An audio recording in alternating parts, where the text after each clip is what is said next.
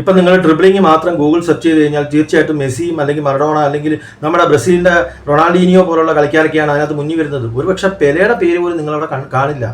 അപ്പം നമ്മൾ ഒരു കാര്യത്തിലല്ല ഫോക്കസ് ചെയ്യേണ്ടത്, ടോട്ടൽ ഫുട്ബോൾ, ടോട്ടൽ ഔട്ട്. ഇന്നലത്തെ ജർമ്മനിയുടെ കളി കണ്ടാൽ തന്നെ മനസ്സിലാവും. ജർമ്മനി എന്ന് പറയുമ്പോൾ ഞങ്ങളൊക്കെ പറയുന്നത് കാള പോലെ കളിക്കുന്നവർന്നാണ്. ഞങ്ങളുടെയൊക്കെ ഒരു ഭാഷയാണ് പോത്ത് പോലെ കളിക്കുക. അതായത് ഈ ഡ്രിബ്ലിങ്ങോ കാര്യങ്ങളൊന്നും അവർക്കില്ല. പക്ഷേ അവർ ഫിനിഷിംഗ് ആണ്. അവരുടെ കൈ ബോൾ കിട്ടിക്കഴിഞ്ഞാൽ അടിക്കും. തോമസ് മുള്ളർ, ക്ലോസയൊക്കെ അടി. ക്ലോസ എന്നൊക്കെ പറയുന്ന ഈ പറഞ്ഞ പോസ്റ്റിന് ഇപ്പുറം ഒളിച്ചിരുന്നിട്ട് ഗോൾ അടിക്കുന്നതാണ് ഞങ്ങൾ കളിയാക്കി പറയുന്നത്. പോസ്റ്റിന് മുന്നിൽ പന്ത് കിട്ടിയാൽ അത് ഹെഡ് ആയാലും ബൈസിക്കിൾ കിക്ക് ആയാലും അല്ലെങ്കിൽ ഏത് കാലുകൊണ്ട് എങ്ങനെ വേണമെങ്കിലും ഷൂട്ട് ചെയ്യാൻ പറ്റുന്ന ഒരു ടോട്ടൽ ഫുട്ബോളർ എന്ന് പറയുമ്പോൾ തീർച്ചയായിട്ടും ക്രിസ്ത്യാനോ റൊണാൾഡോയുടെ താഴെയാണ് ബാക്കി എല്ലാവരും.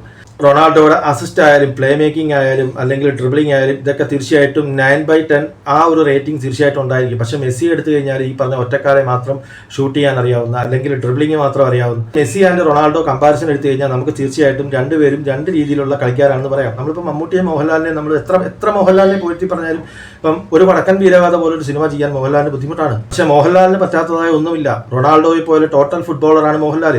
പക്ഷെ മമ്മൂട്ടിക്ക് പറ്റുന്ന ഈ പറഞ്ഞ ഒരു സീരിയസ് റോള് കൊണ്ട് ഈ പറഞ്ഞ മോഹൻലാലിനെ വെല്ലാനുള്ള അല്ലെ അദ്ദേഹത്തിന്റെ കൂടെ പതിറ്റാണ്ടുകളായി പിടിച്ചു നിൽക്കാനുള്ള കഴിവ് മമ്മൂട്ടിക്ക് ഉണ്ടെങ്കിൽ തീർച്ചയായിട്ടും റൊണാൾഡോ, മെസ്സി എന്ന് പറയുന്ന രണ്ട് ധ്രുവങ്ങളിൽ നിൽക്കുന്ന രണ്ട് ടാലന്റ് ആയിട്ടുള്ള രണ്ട് കളിക്കാരാണ്.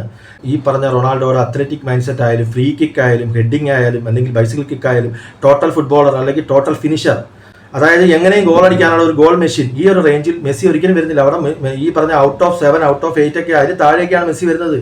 പിന്നെ ഈ ഫുട്ബോളിന്റെ പുറത്ത് ഒരു ഓറ അല്ലെങ്കിൽ ഒരു സിനിമാ നടന്റെ സെലിബ്രിറ്റി, നമ്മുടെ അയൽമാനൊക്കെ വരുമ്പോൾ അല്ലെങ്കിൽ നമ്മുടെ ടോം ക്രൂസ് ഒക്കെ വരുമ്പോൾ ആ കിട്ടുന്ന ഒരു ഓറ ഉണ്ടല്ലോ, ആ ഒരു സാധനം എന്നൊക്കെ ഒരു സെലിബ്രിറ്റി സ്റ്റാറ്റസ് എന്നുള്ള രീതിയിൽ റൊണാൾഡോ എന്ന് പറയുന്നത് ഏറ്റവും കൂടുതൽ ആഘോഷിക്കപ്പെടുന്ന ഒരു മനുഷ്യനാണ്.